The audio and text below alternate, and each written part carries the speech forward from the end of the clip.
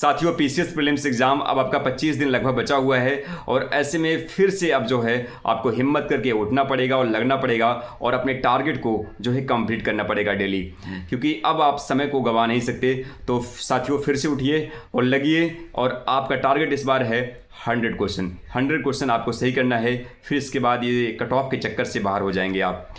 तो साथियों इसको लेके मैं आपको डेली टेलीग्राम पे टारगेट देता रहता हूँ और मैंने आपसे कहा है कि पॉलिटी का जो घटना चक्र का प्रोलोकन है, साइंस का घटना चक्र का जो प्रोलोकन है, इसके बाद ज्योग्राफी का आपको घटना चक्र का जो प्रोलोकन है और मॉडर्न हिस्ट्री का जो एरिया है घटना चक्र का, उसको आपको अच्छी से रिवीजन करके ही एग्ज़ाम देने जाना है। अगर आपने इतना अच्छे से रिवीजन कर लिया और साथ में करंट अफेयर के 30 क्वेश्चन अगर आपने सही से कर लिया तो साथियों आपको आसानी से 95 प्लस क्वेश्चन आसानी से सही हो जाएगा।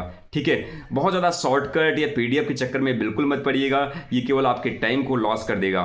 तो इसको आप इतना ज़रूर जो है करिएगा। साथ में लूसेंट क्योंकि साथियों वो फैक्ट होती है हर सब्जेक्ट का, तो उसको जो है ज़रूर साथ में लेके चलिएगा। इसी वजह से मैं आपको जो टारगेट दिया जाता है कि डेली जो है 40 पेज जो है लूसेंट भी करते चलिएगा कि लास्ट तक आपका लूसेंट भी 2-3 बार जो है रिविजन हो जाए।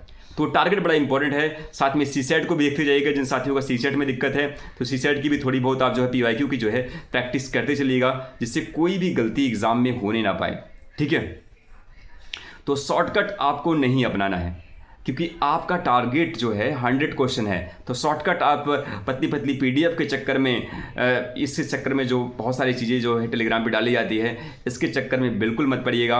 और इसी वजह से मैंने आपको बुक फाइनल बता दिया है कि घटना चक्र की प्रवलोकन की बुक आपको पढ़नी पड़ेगी। साथ में फ्रेंड्स आपके पास अगर कोई नोट्स है जिसको आप बार बार पढ़ते हैं उसको पढ़ लीजिएगा, साथ में लूसेंट पढ़ लीजिएगा और 30 क्वेश्चन जो है आप करंट अफेयर तैयार कर लीजिएगा। घटना सार की मैगजीन मार्केट से आ गई है तो इसको आप ले लीजिए। और साथ में फ्रेंड्स इडिटोरिया की एक मैगजीन आती है, पर्सनली मैं आपसे ये कह सकता हूँ कि उस मैगजीन से आपको हेल्प मिलेगी। काफ़ी चीज़ें डाटा वगैरह फैक्ट उसमें बहुत सही से दिया रहता है और याद भी हो जाएगा आपको, तो उसको ले लीजिएगा उसको। और इडिटोरिया के पीछे करीब 500-600 क्वेश्चन होता है, जो कि वहाँ से काफ़ी क्वेश्चन आपको फंस सकता है एग्जाम हॉल में, तो उसको जो है आप प्रैक्टिस कर लीजिएगा, बड़ा हेल्प करेगा आपको। और साथ में फ्रेंड्स क्रॉनिकल की मैगजीन अगर आपसे हो पाए तो उसको चाहे आप यूट्यूब के माध्यम से या किसी भी माध्यम से, और टेलीग्राम पे आपको पीडीएफ मिल भी जाएगी मई, जून, जुलाई और अगस्त का, इसको कम से कम लास्ट या 4 या 5 मंथ का अगर आपसे हो पाए तो ज़रूर जो है क्रॉनिकल की मैगजीन जो है पतली वाली जो आती है उसको अच्छे से जो है आप पढ़ लीजिएगा, क्योंकि लास्ट 4-5 मंथ का ज़्यादातर आपके करंट अफेयर पूछे आते हैं और ये बड़ा इंपॉर्टेंट होता है। तो आपको टेलीग्राम पे पीडीएफ इसकी भी मिल जाएगी।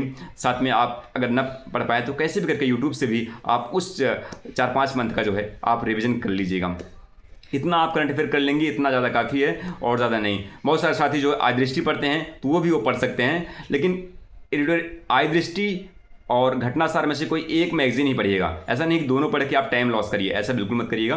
तो ये भी बड़ा इंपॉर्टेंट है। तो साथियों ये है, और इस समय जो है आप साथियों फिर से लग जाइएगा।